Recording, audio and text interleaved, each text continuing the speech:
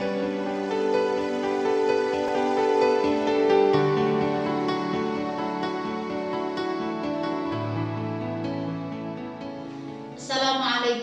warahmatullahi wabarakatuh.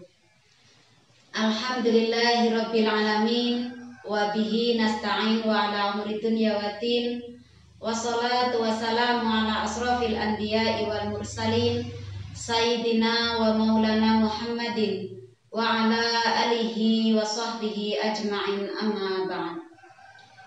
Yang terhormat pimpinan PAC Fatayat NU Kecamatan Gumelar, yang saya hormati sahabat-sahabat Fatayat PAC Kecamatan Gumelar, serta para pemirsa sekalian yang dirahmati Allah Subhanahu wa Ta'ala.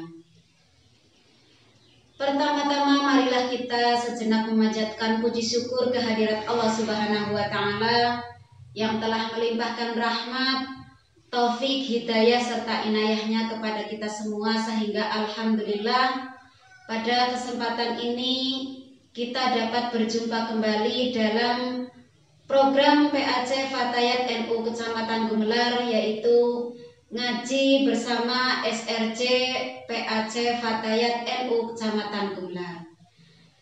Besar harapan kami mudah-mudahan perjumpaan kita senantiasa mendapat ridho dari Allah Subhanahu wa Ta'ala, serta akan mendapat ilmu-ilmu yang bermanfaat. Sholawat serta salam semoga senantiasa tercurah limpahkan kepada junjungan kita Nabi besar Muhammad Sallallahu Alaihi Wasallam, kepada keluarga dan para sahabatnya, mudah-mudahan syafaatnya sampai kepada kita kelak di yaumil akhir. Sahabat-sahabat Fatayat, pemirsa sekalian yang dirahmati Allah Subhanahu wa Ta'ala, alhamdulillah pada kesempatan yang lalu kita sudah bersama-sama mengkaji dan membahas tentang beberapa hal berkaitan dengan kebaikan-kebaikan atau kebagusan para kaum wanita. Mudah-mudahan setelah kita belajar, setelah kita mengkaji, kita bisa bersama-sama melatih diri untuk melaksanakan sedikit demi sedikit apa yang telah kita pelajari bersama. Dan mudah-mudahan apa yang kita laksanakan, sekecil apapun kebaikan itu, mudah-mudahan dicatat sebagai amal ibadah oleh Allah Subhanahu wa Ta'ala. Sahabat-sahabat Fatayat, para pemirsa sekalian yang dirahmati Allah Subhanahu wa Ta'ala, pada kesempatan ini marilah kita bersama-sama melanjutkan kajian kita masih dalam sumber dari kitab Akhlaqun Nisa, yaitu masih bab yang pertama tentang kebagusan kaum wanita. Yang akan kami bahas di sini yaitu tentang bagaimana cara seorang wanita agar bisa mendapatkan surga dari Allah Subhanahu wa Ta'ala dengan mudah atau dengan baik. Yang pasti sahabat-sahabat Fatayat serta pemirsa sekalian sudah banyak mengetahui, sudah banyak mempelajari, sudah sering mengkaji tentang hal-hal tersebut. Tapi tidak ada salahnya kita ulang kembali tentang pembahasan tersebut, agar kita lebih banyak mengingat tentang ilmu-ilmu agama Islam untuk bekal kita beribadah kepada Allah Subhanahu wa Ta'ala, khususnya tentang kebagusan kaum seorang wanita atau seorang perempuan yang sudah berumah tangga. Disebutkan dalam kitab Akhlaqun Nisa bahwa ketika seorang wanita ingin mendapatkan surga dari Allah Subhanahu wa Ta'ala, maka agar bisa melaksanakan atau membiasakan menjalankan sholat 5 waktu, menjalankan puasa di bulan Ramadan, berbakti kepada seorang suami, dan juga menjaga farji kita sebagai seorang wanita. Seperti hadis Rasulullah Shallallahu Alaihi Wasallam, Bismillahirrahmanirrahim. Almar'atu utawi wong wadon, idza sholat nalika sholat sapa wadon, khamsaha ing limang wektune wadon, wa shomat lan puasa wadon, sahroha ing wulan Ramadhane wadon, wa hafidhot lan ngreksa wadon, farjaha ing farjine wadon, wa atoat lan nurut wadon, zaujaha ing lanange wadon, tadhulu mongko bakal mlebu wadon, min ayyi babin saking endi-endi lawang, saat sakarepe wadon, min ababil jannah saking pira-pira lawange swarga.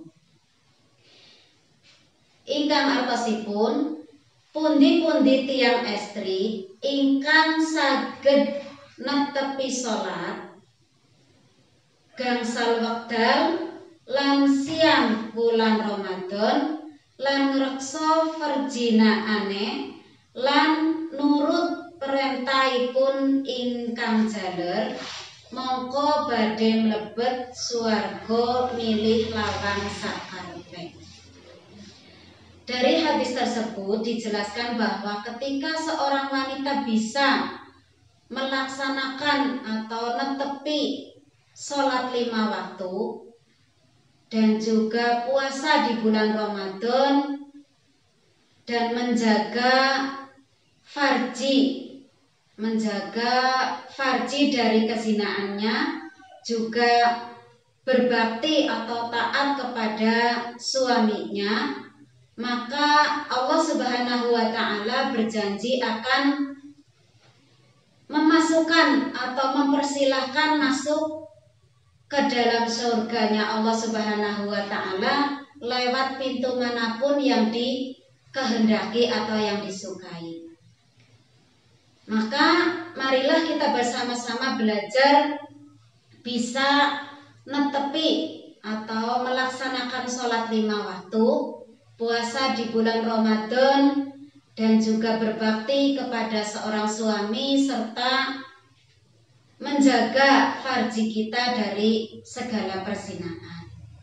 Mudah-mudahan setelah kita belajar seperti ini, kita bisa mengamalkan sedikit demi sedikit dan juga mengingat apa yang sudah dianjurkan oleh Allah Subhanahu wa Ta'ala.